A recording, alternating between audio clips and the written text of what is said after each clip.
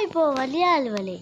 මම අද කතා කරන්නේ වෙසක් දිනේ ගැනයි. අද තමයි බුදුරජාණන් වහන්සේගේ ඉපදීම, බුදු වීම, පිරිනිවන් පෑම යන අවස්ථා සිදු වුණේ. ඒ දිනේ අපි වෙසක් දිනය නමින් හඳුන්වනවා. ඒ සිදුවීම් තුනම හඳුන්වන තව නමක් තමයි තෙමගුල කියලා කියන්නේ. අපි බලමු මොනවද මේ තෙමගුල දවසේ කරන දේවල්. අපි ලස්සන වෙසක් කුඩු හදනවා. බලන්න මේ වෙසක් කුඩු වල ලස්සන ඒවා හරි සීලවත්තයි. බලන්නකො. අපි තව පාට ලයිට් වැල් එල්ලනවා. ඒ වගේ දේවල් ගොඩාක් කරනවා. බලන්නකො මේ පැත්තේ ලස්සන ලයිට් තියෙනවා.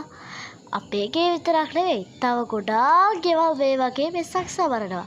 අපේ රටේ විතරක් නෙවෙයි තවත් රටවල් කිහිපයක ධර්මයේ තියෙන රටවල් වල දාපු වෙසක් සමරනවා. බලන්න මේ වෙසක් කුඩු කොච්චර ලස්සනද කියලා.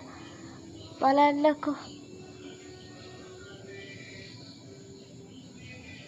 හරිම සිල්වත් සීලයි. බලන්න මේ සීතල රැහේ අපි කොච්චර පින් කරනවද කියලා. බලන්නකො. ඒක හින්දා තමයි මිනිස්සු දල්සැල් හදලා මේ අසරණ මිනිස්සුන්ට කන්න දෙන්නේ.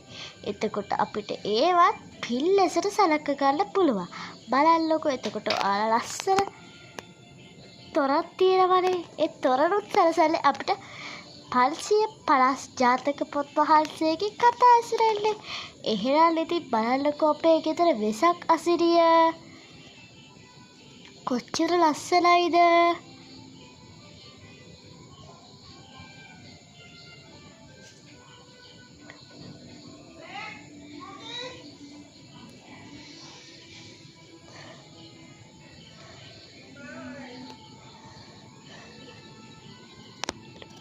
මේ වෙසක් අසිරිය ඔබ සැමට ස්තුතියි.